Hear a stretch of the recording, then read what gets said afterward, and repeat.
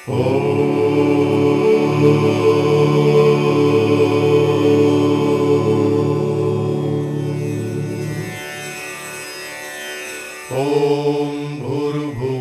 स्वाहा तत्सवितुर्वरेण्यं भर्गो देवस्य धीमहि धियो यो नः प्रचोदयात्।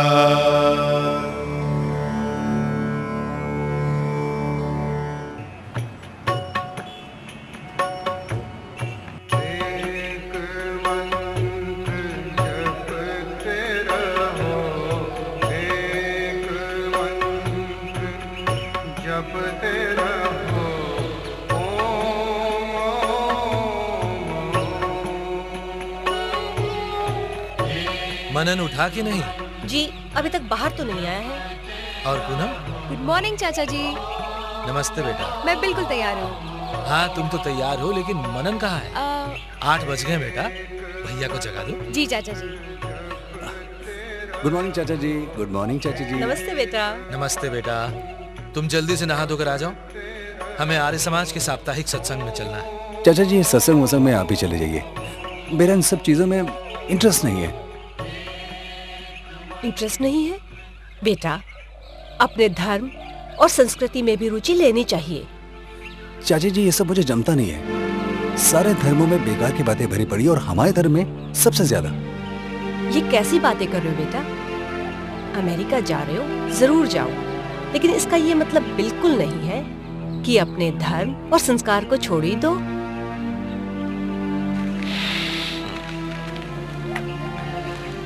मनन बेटा, तुम्हें धर्म के बारे में ऐसा क्यों लगता है? चाचा जी हजारों तो भगवान है हमारे, हर एक के भक्तों का दावा है कि उनके भगवान सबसे श्रेष्ठ हैं और कहते हैं कि भगवान एक है। ये बात तो बिल्कुल सही है चाचा जी। धर्म ग्रंथों में कितनी कहानियां तो ऐसी भरी पड़ी हैं जो परिवार के साथ तो बहुत दूर, मुझे अपने दोस्तों के बीच में सुनने में भी शर्म आती है। तुम दोनों जो कुछ कह रहे हो वो बात तो सही है, लेकिन हमेशा से ऐसा नहीं था। आओ बैठो, मैं तुम्हें समझाता हूं। आओ आओ, बैठो बैठो।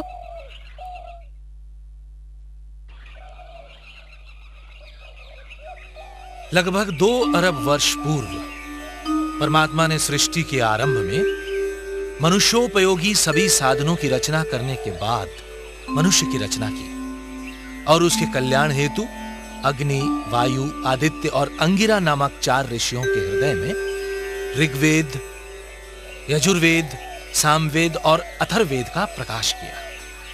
बाद में यही ज्ञान लिपिबद्ध हो गया। वेदों के इसी ज्ञान, विज्ञान और उपदेश को वैदिक धर्म कहा जाता है।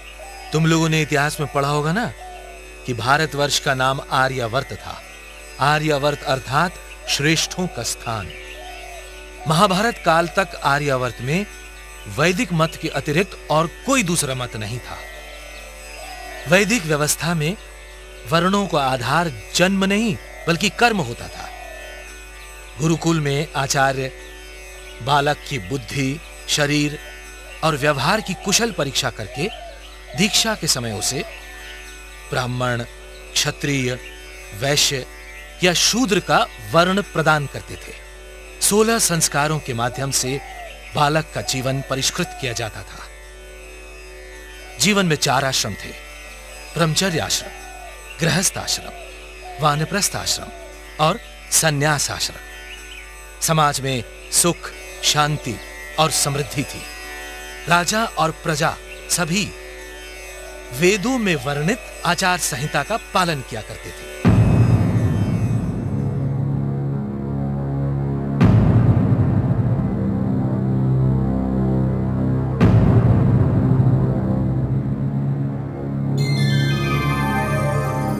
तो महामाती, इसका अर्थ यह हुआ कि हमारे राजकोष में इतना धन नहीं है कि महारानी की इच्छा अनुसार एक महल का निर्माण हो सके। जी महाराज, इसीलिए मैं आपके पास आया हूं। तो फिर प्रजा पर नए कर लगाने के अतिरिक्त हमारे पास दूसरा और कोई उपाय नहीं। महामाती, आप कोषाध्यक्ष से मिलकर विचारिए कि प्रजा पर कौन कौन से नए कर लगाए जा सकते हैं।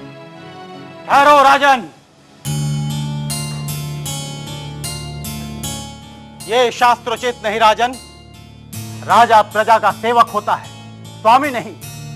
उसका कोई अधिकार नहीं होता कि वो अपने राग रंग के लिए प्रजा पर करों का बोझ बढ़ाए। क्षमा करें गुरुवर, मुझसे भूल हो गई। महामात्य, आप जाइए। महामात्य, महारानी को हम समझा लेंगे। जो आज्ञा महाराज। महामात्य, राज्य की सुरक्षा व्यवस्था सुचारू रूप से कार्य कर रही है, आप ये सुनिश्चित करें। जय हो महाराज की जय हो, महाराज की जय हो। कहो, क्या समस्या है? मैं इस नगर के उत्तरी छोर पर रहता हूँ। वहां पर आए दिन डाकू दल हम लोगों पर हमला करके हमें लूटते रहते हैं। इससे हम लोगों को जीवन बिताना कठिन हो गया महाराज। महामात्य, इनके क्षेत्र में सुरक्षा व्यवस्था तुरंत कड़ी की जाए। जो आज्ञा महाराज। महाराज की जय हो, महाराज की जय हो।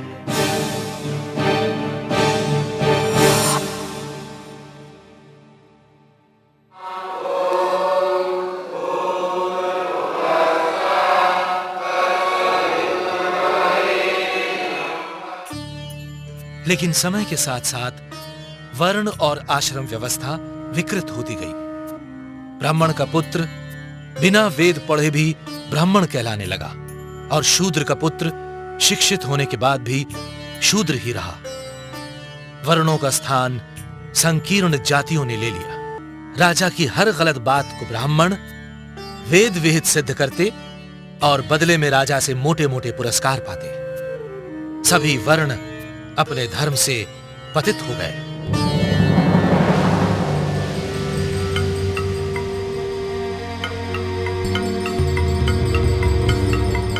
महाराज, आपने गोमेद और अश्वमेध यज्ञ के विषय में पूछा है। शास्त्रों में इसकी स्पष्ट व्यवस्था है कि जो राजा जितनी अधिक गायों की और अश्वों की इन यज्ञों में बलि देगा, उतनी ही उसके राज्य की सुख समृद्धि बढ़ेगी और राजा अंततः पशुओं सहित मोक्ष को प्राप्त होगा। महाराज। अच्छा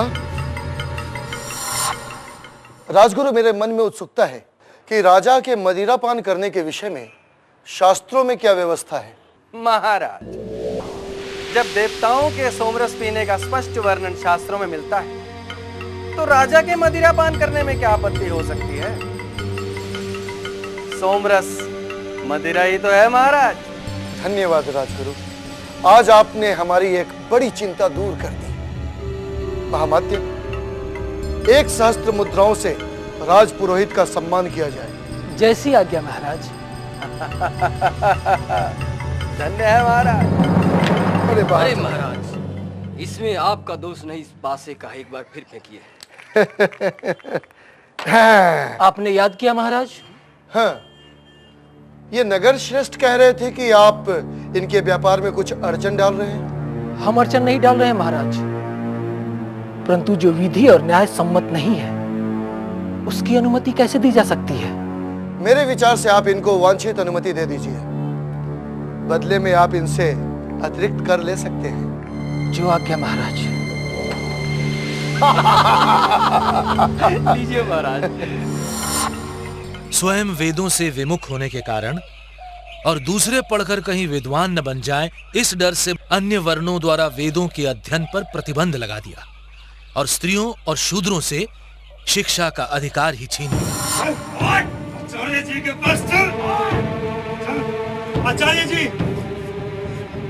आचार्य जी, ये शूद्र छिपकर वेद पढ़ रहा था। इसका इतना दुस्साहस! अरे अगर शूद्र वेद पढ़ने लगे तो प्रलय हो जाएगा। ले जाओ इसे और 100 कोड़े लगाओ। क्षमा महाराज, क्षमा, क्षमा कीजिए, क्षमा। महाभारत काल तक वैदिक संस्कृति बहुत ही क्षीण हो गई थी। वैदिक मूल्यों से विमुख होने के कारण ही महाभारत युद्ध हुआ, जिसमें आर्यावर्त का समस्त ज्ञान विज्ञान, ऋषि मुनि और विद्वान समाप्त हो गए। नए नए अवैदिक मत शुरू हो गए। वैदिक मत के क्षीण होने पर वाममार्गी मत आया, जिसने तंत्र द्वारा मोक्ष प्राप्ति का विचित्र रास्ता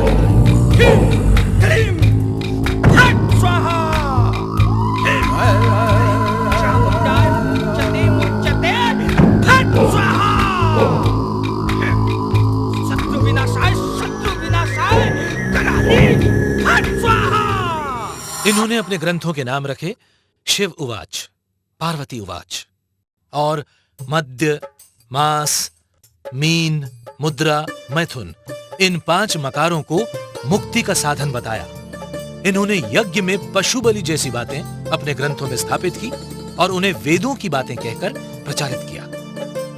वाममार्गियों के अनाचार से त्रस्त होकर कुछ ज्ञानियों ने बौद्ध और जैन मतों की नींव रखी और वाममार्गियों द्वारा प्रचारित वेदों के विकृत रूप को ही वेद मानकर महात्मा बुद्ध ने भी वेदों का बहिष्कार किया। शरणं गच्छामि। आनंद, ये शोर कैसा? ये लोग एक गाय को बलि के लिए लेकर जा रहे हैं। बलि? किस लिए? गोमेध यज्ञ में गाय की बलि देने से गाय और यजमान दोनों को मोक्ष की प्राप्ति होगी। इसी प्रकार अश्वमेध यज्ञ में घोड़े की बलि देने से राजा का कल्याण होता है। ऐसा कौन कहता है? कहते हैं वेदों में लिखा है। अगर ऐसी बातें वेदों में लिखी हैं, तो वेद सर्वथा निषेध की होंगे। जैन मत के प्रवर्तकों ने भी वाममार्गियों द्वारा रचे गए ग्रंथों को ही वेद मानकर उनका खंडन किया और अपने तीर्थंकरों की बड़ी-बड़ी मूर्तियां बनाकर उन्हें पूजना शुरू किया। परमेश्वर का मानना कम होता गया और जड़ वस्तुओं तथा व्यक्तियों की पूजा बढ़ती गई। लगभग 300 वर्षों के जैन मत के प्रभाव से आर्यावर्त में वेदों का पठन पाठन कम होता चला गया, लेकिन वेदों के नाम पर जनता को भ्रमित करना जारी रहा। मंगलम।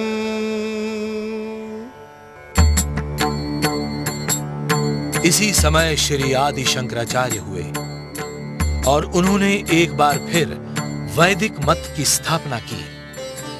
शंकराचार्य ने जैन विद्वानों के साथ शास्त्रार्थ करके उन्हें वैदिक मत की ओर लौटने पर विवश किया। वेदों की बुझती ज्योति एक बार फिर सजीव हो उठी। दुर्भाग्यवश शंकराचार्य एक षड्यंत्र का शिकार हुए।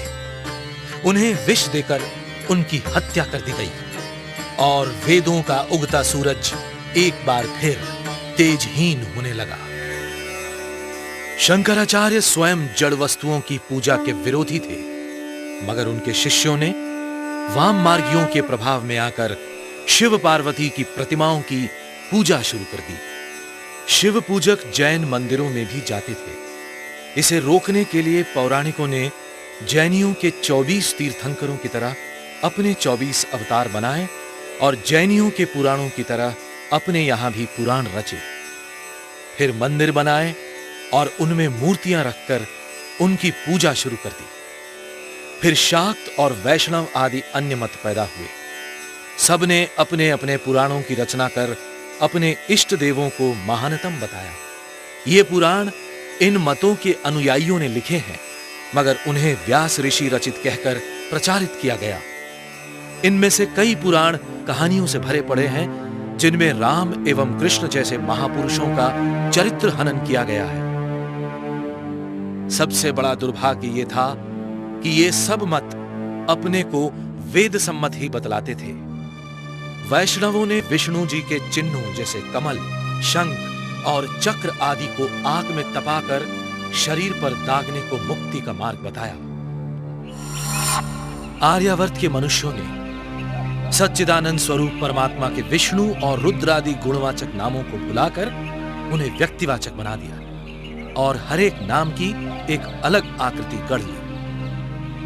एक ओर वैदिक धर्म में ये विकृतियां पनप रही थीं, तो दूसरी ओर विदेशी मत अमरबेल के तंतुओं की तरह भारतवर्ष की संस्कृति और अस्मिता का दम घोंट रहे थे।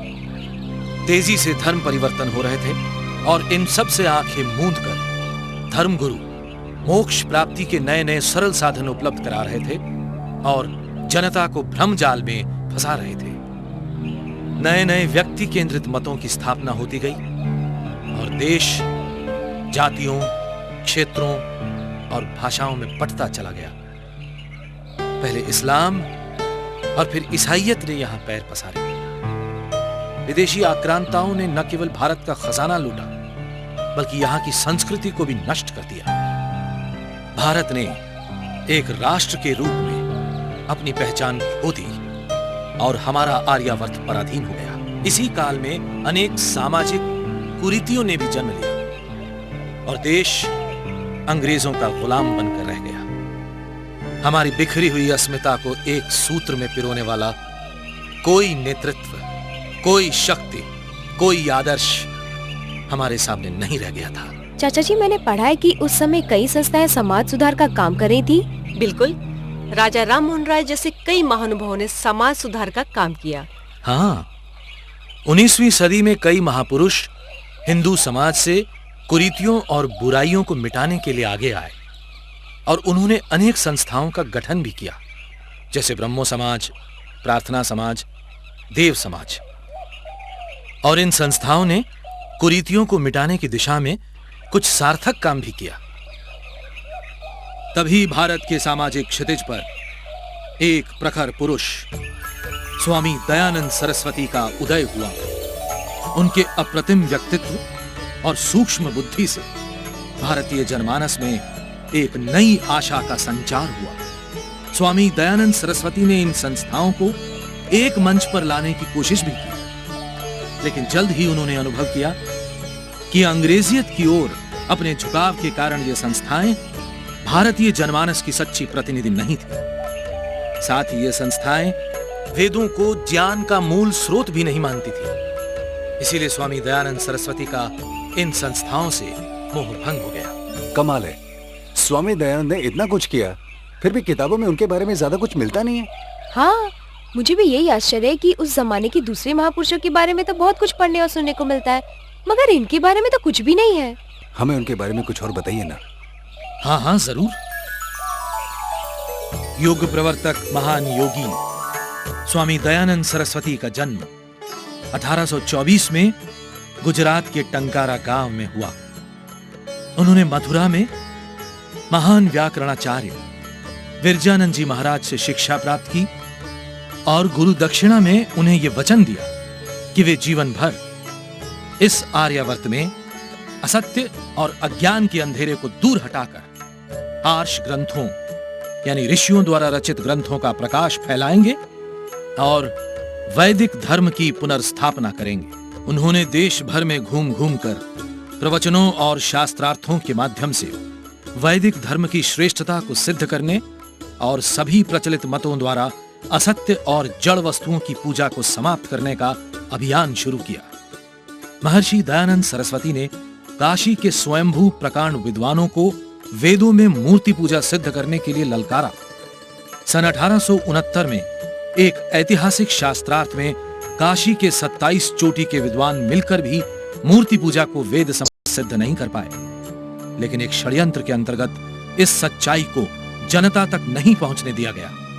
सायन, उभट, महीधर और मैक्स मुलर के वेद भाष्यों में पशु बलि जैसी झूठी बातों का निराकरण करते हुए स्वामी जी ने वेदों के वास्तविक अर्थ को स्थापित करने का महान कार्य किया। साथ ही उन्होंने अनेक राजाओं को संगठित कर उन्हें देश की आजादी के लिए प्रेरित किया। परिणामतः एक बार फिर भारतीयों में स्वाभिमान की लहर दौड़ने लगी और देश क्रांति की ओर बढ़ा। हिंदू धर्म और समाज में फैले अंधकार को मिटाने और वेदोक्त सत्य को पुनर्स्थापित करने का कार्य निरंतर चलता रहे, ये सोचकर महर्षि दयानंद सरस्वती ने सन 1875 में मुंबई में आर्य समाज की स्थापना की। आर्य समाज के माध्यम से उन्होंने समाज को परोपकार का संदेश देते हुए विश्व को श्रेष्ठ और सुखी बनाने का आह्वान किया। तब से आज तक आर्य समाज तरह तरह से देश और समाज की सेवा करता आ रहा है। कौन से खास काम किए हैं आर्य समाज ने? बच्चों को बताइए ना। आर्य समाज ने तो बहुत कुछ किया है। नारी शूद्रो नाधीयता नारी नरकस्य द्वारम। धर्म के ठेकेदारों ने स्त्रियों और शूद्रों से शिक्षा का अधिकार छीन लिया था। आर्य समाज ने इस अधिकार को पुनः स्थापित किया। और घोर सामाजिक विरोध के बाद भी समर्पित आर्यों ने अपनी बेटियों को पाठशाला भेजना शुरू कर दिया। सोच ले रामलाल, बेटियों को पाठशाला भेजना हमारे धर्म के, हमारी परंपराओं के खिलाफ है, पाप है। इसे हम कभी बर्दाश्त नहीं कर सकते। तू अगर अपनी बेटियों को पाठशाला भेजेगा तो हम तेरा हुक्का पानी बंद कर देंगे। चौधरी, गलती माफ हो। अगर बेटियों को विद्या पाने का अधिकार नहीं है तो तुमने अपनी बेटी का नाम विद्या क्यों रखा है? क्या मतलब? पढ़ी लिखी बेटी सुखी परिवार और स्वस्थ समाज की नींव होती है। कन्या के पढ़ जाने से पूरा परिवार शिक्षित हो जाता है। मैंने तो स्वामी दयानंद सरस्वती के बताए हुए रास्ते पे चलने का दृढ़ संकल्प ले लिया है। मैं अपनी बेटियों को जरूर पढ़ाऊंगा, परिणाम चाहे जो भी हो।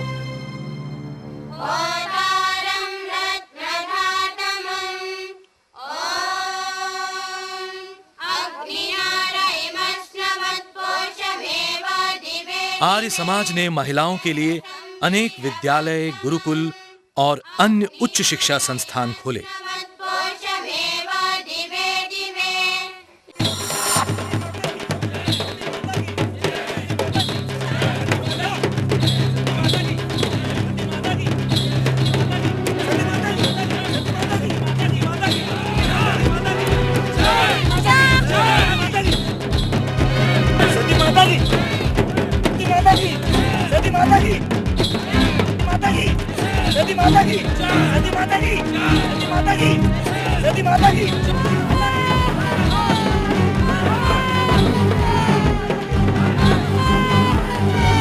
सती की कुप्रथा का एक बड़ा कारण था लड़कियों का छोटी उम्र में ही विधवा हो जाना। आर्य समाजों में विधवाओं को अपनाने के लिए संकल्प उठवाए जाते थे। विधवा होने पर या तो उसे जबरदस्ती सती कराया जाता है या फिर काशी मथुरा जैसी जगहों पर उसे भिखमंगों की तरह जीवन व्यतीत करने के लिए छोड़ दिया जाता है। क्या हमारा अपनी बहू बेटियों के प्रति कोई कर्तव्य नहीं बनता? क्या औरत विधवा होते ही हमारी बहू बेटी नहीं रहती?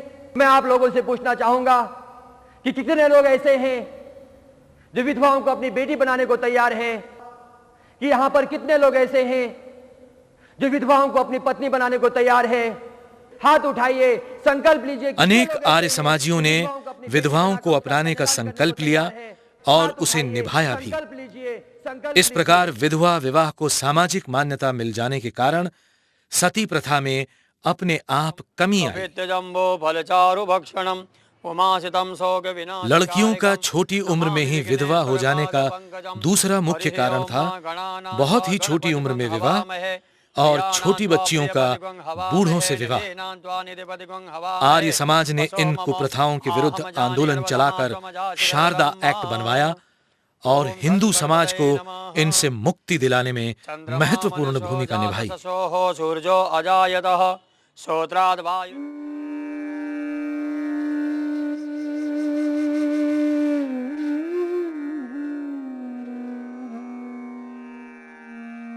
हिंदू समाज में मृत बच्चों को दफनाने की प्रथा चल निकली थी। आर्य समाज ने शिशुओं का भी दाह संस्कार करने की प्रथा को पुनः स्थापित किया।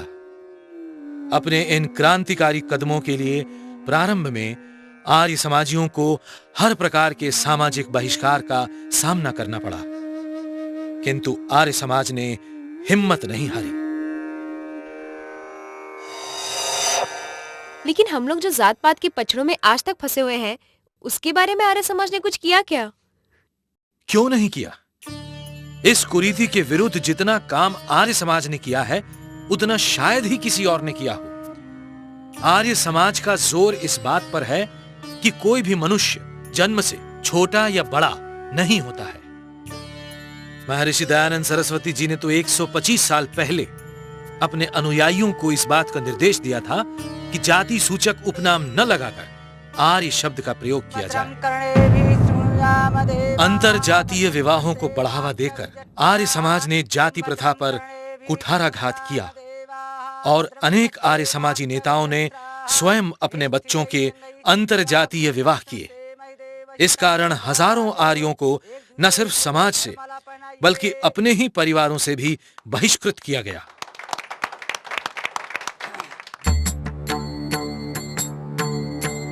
नीची कही जाने वाली जातियों के लिए दलित शब्द भी आर्य समाज की ही देन है।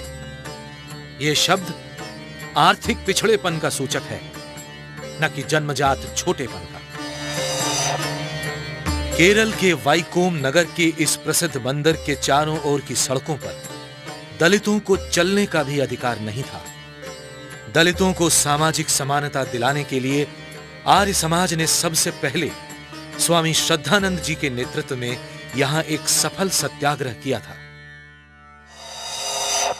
इसमें तो बड़ी समस्या है। 36 गुणों में से दोनों के सिर्फ 3 गुण मिलते हैं। ऐसा हुआ तो क्या होगा महाराज? लड़का बहुत अच्छा है, एक बार हाथ से निकल गया तो क्या करें? अरे आपकी कन्या की कुंडली में सर्प दोष है, समस्या तो आएगी। पर इसका कोई उपाय तो होगा महाराज। देखिए जजमान, उपाय तो हर दोष का होता है, परंतु इसके लिए मुझे एक अनुष्ठान करना पड़ेगा। तो कीजिए ना महाराज। ये रहे दक्षिणा के 501 रुपए।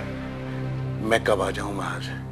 मैं इसकी शुद्धि करके रखता हूं, आप कल आकर शुद्ध कुंडली लेकर जाइए। जो आज्ञा महाराज। पिताजी की 13वीं परसों है ना?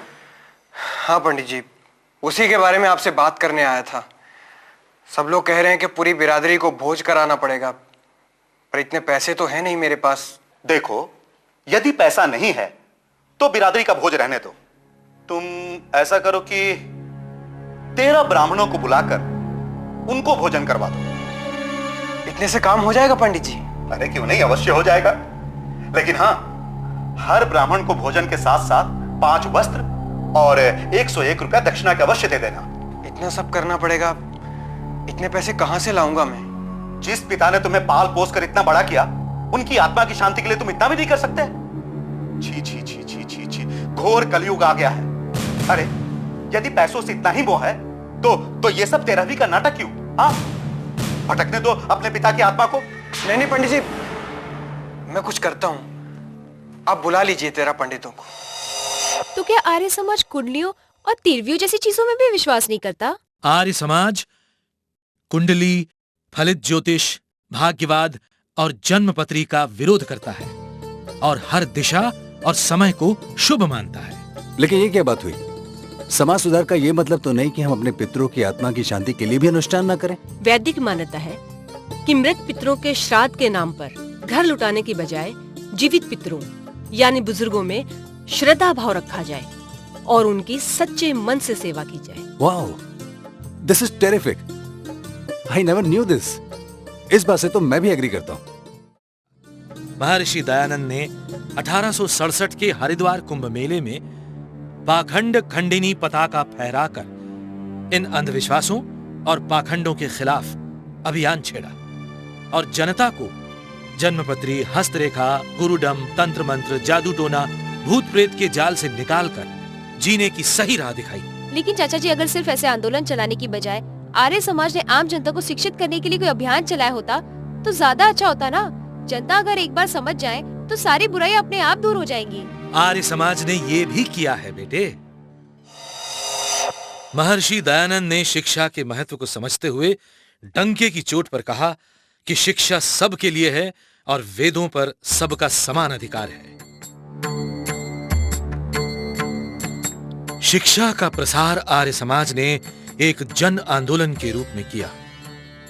आज विश्व भर में DAV यानी दयानंद एंग्लो वैदिक विद्यालय, महाविद्यालय तथा आर्य समाज की अन्य संस्थाओं द्वारा संचालित हजारों शिक्षा संस्थान चल रहे हैं, जहां लाखों बालक बालिकाएं शिक्षा के साथ साथ संस्कार भी प्राप्त कर रहे हैं।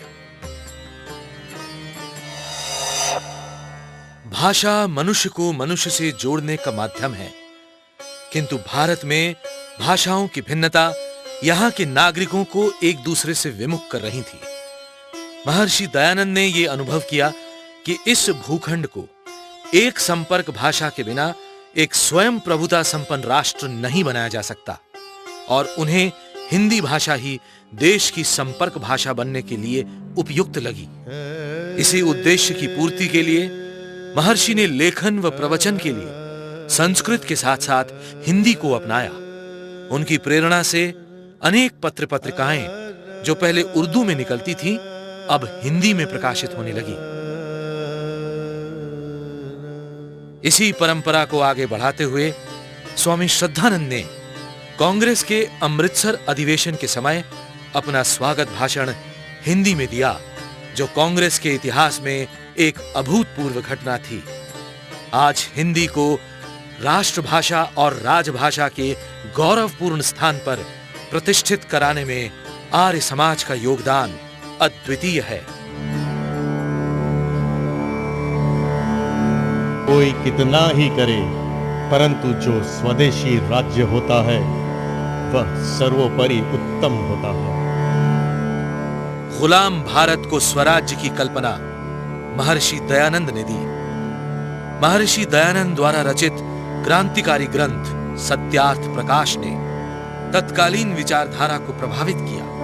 स्वामी श्रद्धानंद की चांदनी चौक दिल्ली पर स्थित ये भव्य मूर्ति आर्य समाज के स्वतंत्रता आंदोलन में योगदान की साक्षी है, जहां उन्होंने रॉलेट एक्ट का विरोध करते हुए ब्रिटिश सैनिकों की संगीनों के सामने अपनी छाती खोलते हुए उन्हें गोली चलाने की चुनौती दी थी। कांग्रेस में आर्य समाजी नेताओं की एक बड़ी संख्या थी, जहां एक तरफ स्वामी श्रद्धानंद और लाला लाजपत राय जैसे गांधीवादी आर्य समाजी थे, तो दूसरी ओर राम प्रसाद बिस्मिल, चंद्रशेखर आजाद और श्यामजी कृष्ण वर्मा जैसे क्रांतिकारी आर्य समाजियों की एक लंबी कतार थी। देश और धर्म पर जब जब संकट आया, आर्य समाज ने सर्वस्व त्याग की पहली आहुति डाली। निजाम हैदराबाद के हिंदू विरोधी शासन के विरुद्ध सत्याग्रह में अनेक आर्य समाजियों ने स्वयं को बलिदान कर दिया। इसी प्रकार आर्य समाजियों ने अपनी जान हथेली पर रखकर मोपला के दंगा पीड़ितों को सहायता पहुंचाई। पौराणिक मत से सैद्धांतिक मतभेद होने के बावजूद जब जब किसी विधर्मी ने इस पर उंगली उठाई, तो उसका मुंह तोड़ उत्तर आर्य समाज के वीरों ने अपना खून बहा कर दिया। क्योंकि आर्य समाज का विरोध मंदिर और उनमें रखी मूर्तियों से नहीं है, बल्कि असत्य और अंधविश्वास की उन मूर्तियों से है जो लोगों के मन और मस्तिष्क में बैठ गई है। At the stroke of the midnight hour, when the world sleeps, India will awake to life and freedom. आजादी मिलने पर भी आर्य नेता सत्ता से दूर रहते हुए पहले की ही तरह राष्ट्र निर्माण के काम में लगे रहे। आर्य समाज स्वतंत्र भारत में युवाओं के चरित्र निर्माण का काम अपने आर्यवीर और आर्य वीरांगना दलों के माध्यम से कर रहा है।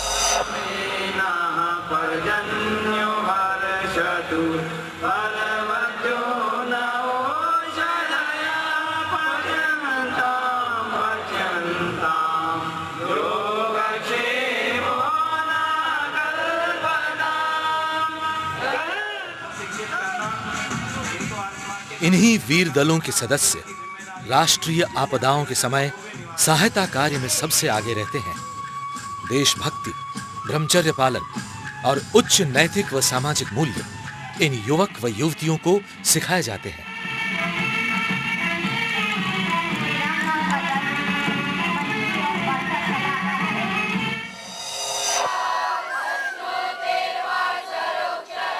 एक समय देश में जो हाल हिंदी का हुआ था, बाद में वही हाल संस्कृत का हो गया।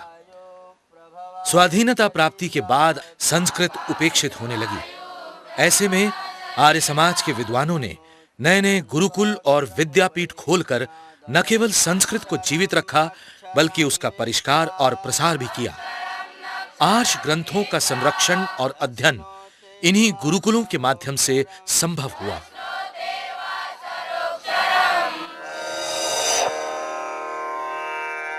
योग हमारी एक अनूठी विरासत है जो सहस्त्रों वर्षों से चली आ रही है, मगर आधुनिक जीवन और शिक्षा शैली में इसका कोई स्थान नहीं बचा था। युग दृष्टा महर्षि दयानंद ने प्रत्येक गुरुकुल के साथ एक व्यायामशाला का खोलना भी अनिवार्य किया था, ताकि योगासनों और अन्य व्यायाम विधियों द्वारा शरीर के साथ साथ मन को भी पूर्ण रूप से स्वस्थ बनाकर ब्रह्मचर्य का पालन किया जा सके। आज इन्हीं गुरुकुलों से बड़े बड़े योगाचार्य निकले हैं, जिन्होंने योग के सच्चे अर्थों और तरीकों को समझाकर दुनिया को तन और मन से स्वस्थ रहने की एक नई राह दिखाई है। जब भी देश पर प्राकृतिक आपदाएं आईं, आर्य समाज सहायता के लिए सबसे पहले तत्पर हुआ है और उसका कार्य मानव मात्र के लिए होता है, किसी भी प्रकार के भेदभाव से ऊपर उठकर।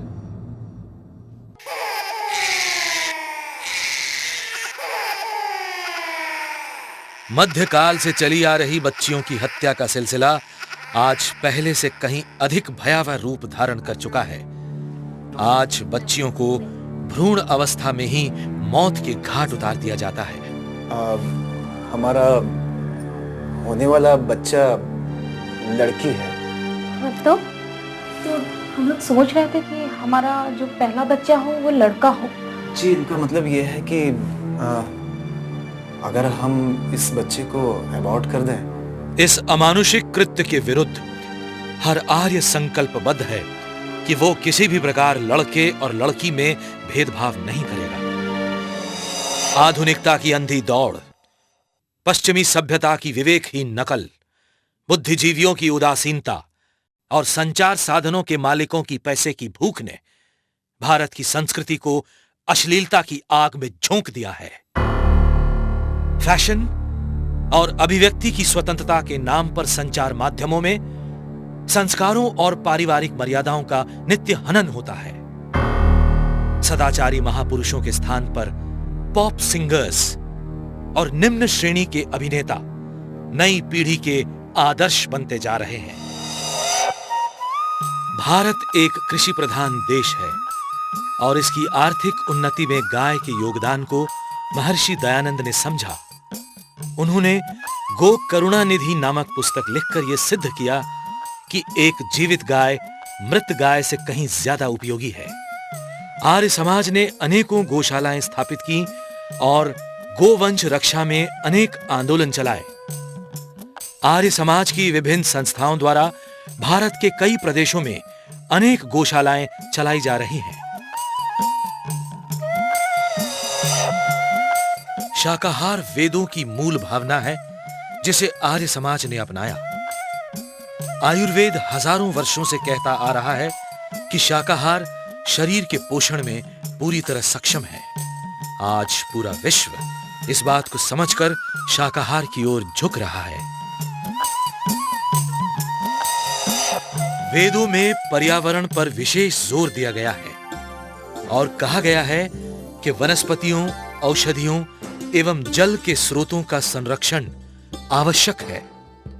आर्य समाज द्वारा वेदों के निर्देश पर चलते हुए इस बात का विशेष ध्यान रखा जाता है कि आर्य समाज के किसी भी धार्मिक अनुष्ठान में पैदा हुई राख या कूड़ा करकट पानी में न फेंका जाए। आर्य समाज की मान्यता है कि यज्ञों से एक सीमा तक पर्यावरण शुद्धि एवं संतुलन संभव है।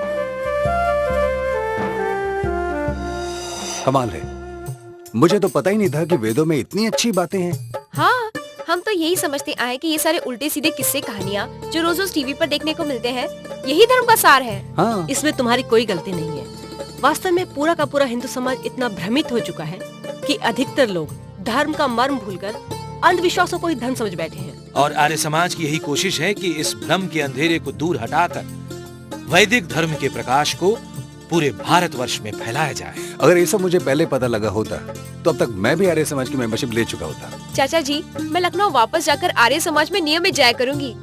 चाचा जी, अमेरिका में भी आर्य समाज है? बिल्कुल है। North America, south America, Europe, Africa, सारी दुनिया में आर्य समाज है। शारीरिक, आत्मिक और सामाजिक उन्नति के इस महायज्ञ में आप सभी का स्वागत है। आर्य समाज वो संस्था है जहां न जात पात का झगड़ा है और न ही ऊंच नीच का भेदभाव। महर्षि दयानंद के आदर्शों और वैदिक ज्ञान की छाया में प्राणी मात्र के कल्याण की भावना और राष्ट्रोत्थान का संकल्प है। समस्त जगत में शांति की प्रार्थना के साथ आर्य समाज कृणवंतो विश्वमार्यम अर्थात विश्व को एक श्रेष्ठतर स्थान बनाने के अपने आदर्श पर भविष्य में भी कटिबद्ध है। आओ चलें सत्य की राह पर। नमस्ते।